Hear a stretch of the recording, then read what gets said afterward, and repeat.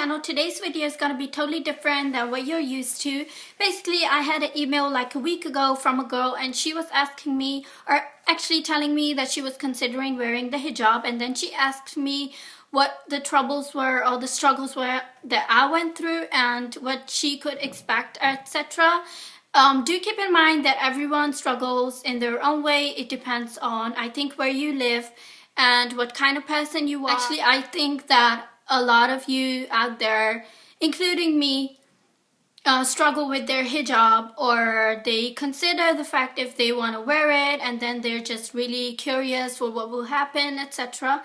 And that's why I thought I might just do a video for you guys on based on my hijab. I'm here on YouTube to be a friend for you guys, because I wish that, I just wish I had an older sister who could help me with all the things that I went through and be a guidance for me. And I just want to be a older sister, a best friend for those of you. Let's just get started. I'll start from my teen years, because I feel like that's the time of your life where you think about different things. Starting from there, I'll tell you, gradually tell you what I've been through and how I made my decision and how I became what I am today. So basically, I was 12 or 13 years old when I went to my high school, my first high school, and I guess that's when I really became a teenager. I was quite a bad, I'd say, teenager. I was really outgoing, misbehaving sometimes. I did make some mistakes, and everyone makes them. I wasn't too busy with my religion at that point at all. I did pray at home and stuff, but it wasn't like I wasn't really discovering anything from out of myself. And yeah, so I went to that high school for 3 years, and then I had to switch high schools because I was a junior in that high school. I was a freshman, and then I became a senior, and I had to look for another high school because there were no senior classes in my school. It was a very small one. So I'm not going to go into the way of education here in Holland and how high schools and stuff like that. And the way of education here is very different than anywhere around the world, I guess. But then I went to my other high school. Like my first high school, I'd say I was not the only foreigner. There were so many foreigners at that school. So yeah.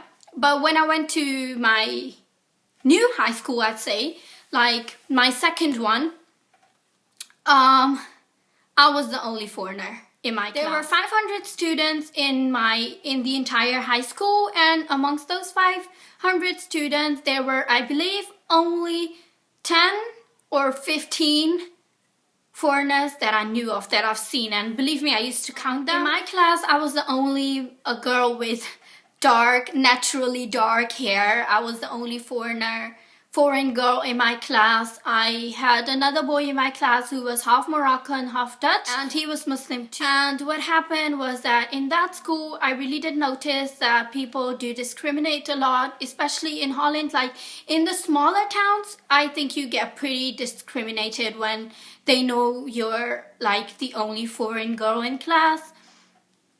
And with that being said, I do want to say that in the bigger cities, it's not that bad, so that's okay. And another thing was that I didn't really get discriminated by my classmates. They were alright, but it was more the teacher. I did notice that they treated me differently. It was in that school that I really did discover the passion I had inside of me for it. It happened once because we had like a subject on school dedicated completely on religion. We had like different books for that subject, and one was about Christianity, Hinduism, Buddhism, all of the religions, and there was a book specially dedicated to it. The most rubbish book I've ever read in my life.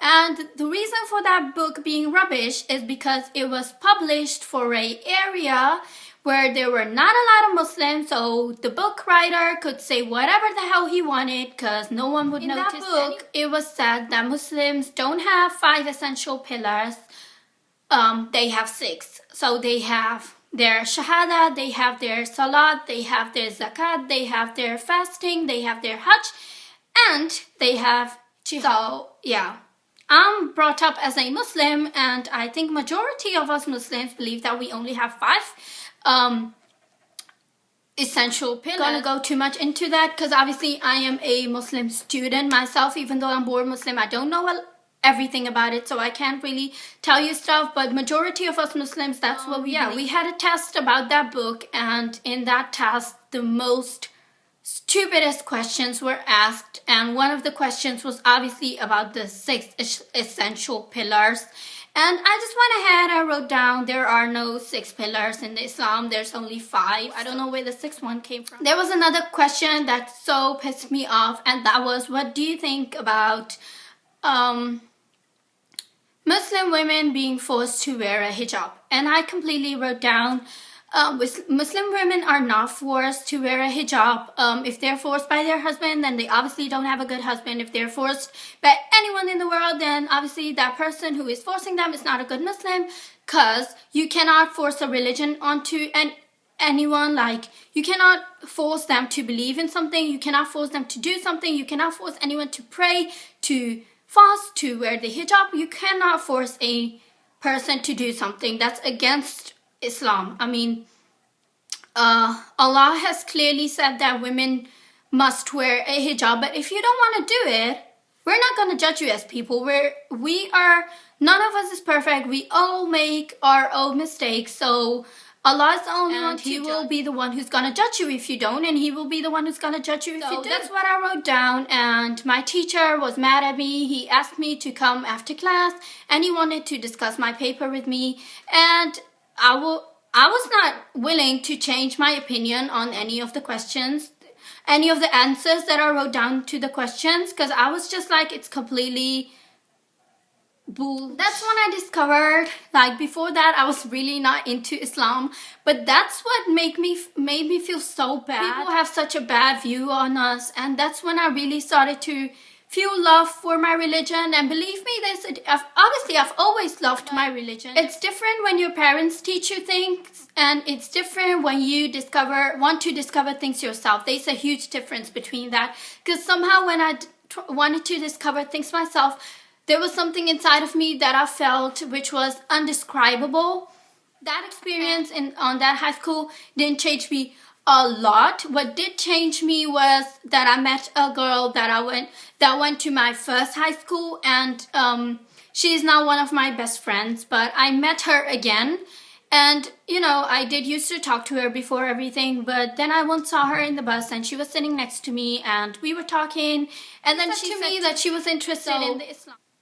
Yeah, that's when me and that girl, we became really good friends, and we started to really, she was interested into Islam, and me too, even though I was born Muslim. So we started to really go on a journey, and that was, I believe, somewhere in the summer vacation or before the summer vacation. So I did leave my high school when my summer vacation started, and after that I had to go to another one. And there in that high school, there were more foreigners.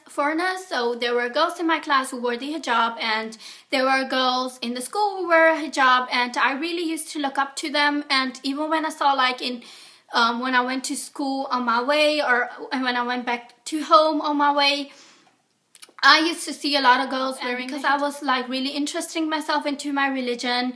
I was just more and more curious about what is about wearing a headscarf, and that idea popped a lot of times in my head.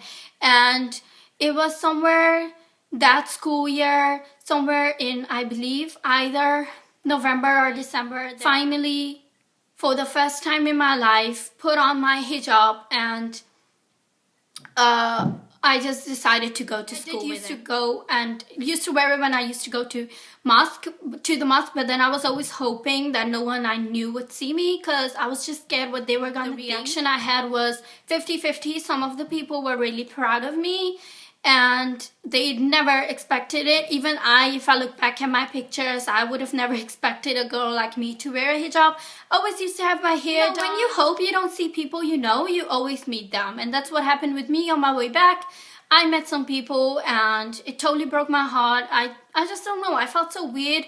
And the next day I just went to school without a hijab. Time went by and I started to interest myself more and more into it, and I wanted to wear the hijab more and more, but then I decided not to wear it to school. I used to go more to the mosque and wear it to the mosque, or I used to wear it at home and, you know, kind of like get myself into the process because I wasn't ready for that big step. Keep in mind that no one in my family does wear it, and that's completely fine. It's their own choice, and no one forced me to wear one. I was completely fine. Like in my house, my parents were like, if you want to do it, we support you, and if you don't want to do it, we're not gonna force you. Was that it was Ramadan started, and Ramadan started somewhere, I guess it was going to start, and it was going to start somewhere in July or June, I believe, or maybe before or after, but somewhere like around the summer vacation season. And what happened then was that it was not last Ramadan, but the Ramadan before. So I've been wearing my hijab now for 1 year and 6 months. Wearing the hijab made me feel bad about me, but wearing the hijab made me feel insecure. So I just had to make a choice, and it was for me like, I'm not gonna wear it, or I am gonna wear it. And then I decided, you know what, screw everyone, screw everything. Ever since then, I haven't taken it off. I did have some struggles. Like I've been thinking a lot about taking it off. I have been thinking about, I have been refused in some stores where I wanted to work, and I have had some rude comments towards me. I have experienced like people I already know acting different towards me. Like I had some really good friends that were not Muslim, and they completely didn't want to hang out with me anymore because I was wearing the hijab, and that's totally fine. I mean, that says something about our friendship. It doesn't say something about me wearing really bad experiences, but alhamdulillah, I cannot experiences.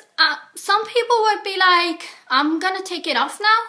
And I did have some times that I did want to take it off, but those experiences, they made me a whole lot stronger. They made me more secure, more like confident about my choice of wearing one, because it really showed me the faces of people. It showed me the faces of that I have this. It changed me as a person too. Just like I said, I was a very outgoing teenager, misbehaving all the time. And since I'm wearing the hijab, alhamdulillah, I feel more shame. I just feel myself being a very different person. I think more now before I do stuff. I think more about everything when I, before doing anything, I do see my hijab, and it just makes me very proud as a Muslim. And after all, I'm doing it for myself. No one is going into my grave. I'm doing it for myself. I'm going to go there alone. And I am doing it for Allah, because He's all that matters. No one else. I am not perfect. No one is perfect. Everyone makes mistakes. Even wearing a hijab, there's nothing wrong with making mistakes, but make sure that after making mistakes, you do repent. You do feel sorry, and you never make that mistake again. Whenever I used to walk past mirrors outside, I would sometimes be shocked. I would be like, whoa, is that me? And sometimes it used to tear me up seeing myself so different. And keep in mind that people will always judge you. Trust me. If you don't wear your hijab like they think you should wear it, they're gonna judge you. If you wear like a niqab, they're gonna judge you. They're gonna say you're too extremist. They're gonna say, oh my God, if you're wearing a burqa, they're gonna be like, oh my God, that girl way too into a religion. If you're gonna wear your hijab while wearing, clothes you want, they're gonna be like, oh my God, she doesn't wear her hijab correctly. If you're gonna show your hair, they're gonna be like, oh my God, that girl's showing her hair. Oh my God, oh my God. We don't look at our own mistakes. We just love looking at others' mistakes. Keep in mind that you are way stronger than people say. You have to be confident about what you do. Don't care about others. People are always gonna talk. They'll always find something to talk about. In Holland, this is a funny thing. In Holland, most of the girls wear hijab the same way, like exactly the same way. Nothing wrong with it. It's your own choice. You can do whatever you want. But I have had so many times girls looking at me, and they're like to each other in Dutch, like, oh my God, look at that girl wearing her hijab. Like, because my hijab style is slightly different than this. So that's how you can really like see how stupid I'd say some people don't bother about that.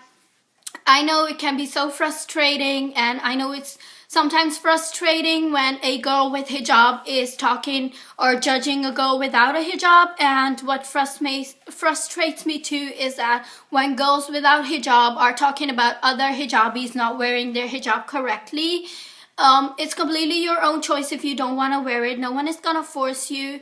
But it is bad to say that, oh my god, I don't want to wear my hijab because I've seen so many hijabis doing it wrong, and when I'm gonna do it, I want to do it the right way. There might be a chance that you won't wake up tomorrow, so do keep in mind that, you know, this world is not forever. And if you are talking about other hijabis wearing their hijab not right, and that if you do it, you're gonna do it the right way, then why not start today? I mean, you can be a good example for all of those hijabi girls out there. That's just what I wanted to say, and I just wanted to say that if you are struggling with this, you just do whatever you think is right. You can even do istikhara for it and see what comes out of it. But trust me, like, in this world, you will never be good enough. The only one you should be good enough to is yourself. And if you feel like you're not a good person yet, keep working on that. Make sure you make yourself that good person you want to be. And just, you know, non-hijabis should not judge hijabis, and hijabis should not judge non-hijabis. Everyone has their own life. Everyone has their own grave. You're not going with anyone, but it will make your grave dirtier when you are talking about someone else. Don't be fooled by people. Don't be fooled by your own nafs. Don't be fooled by anyone. Just listen to your heart, because that's where the truth lies. And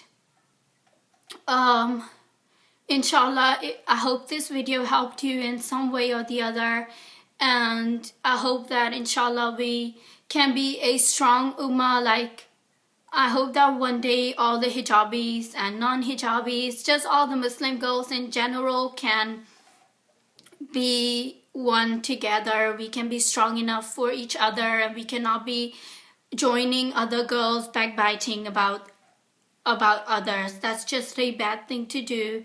And other than that, I want to say that you are what you reflect to the world. Your inner self is what you reflect to the world, not your outer beauty. What do you have with beauty when you have an ugly heart? You know, you have to love everyone in this world, and the least you can do for anyone is smile. Try to help old people when you see them. Try to stand up for people when, you know, when you're in the bus and you see some old lady standing. Just stand up and offer them a seat. Try to do these little things you can for others, especially when you're a Muslim. I feel like you should do it more, because our Islam really teaches us that you should be good to others, and by being good to others, you are really going to be presenting an image of Islam that, you know, is different than what people are used to, shown by media. And try to make a difference, small difference, even if it's a small step. Those small steps can eventually become a big step, and they can eventually, like, if all of us Muslims try to be as good as we can to everyone around us, to Muslims, to not Muslims, we can really make a change in this world. Keep in mind that you don't have forever, so if you want to make a change, why not start today? That's it. Thank you guys for watching. I hope you found this somewhat helpful. I know I'm rambling a lot. So yeah, I'll see you guys in my next video, inshallah. And yeah, that's it. Thank you guys for watching.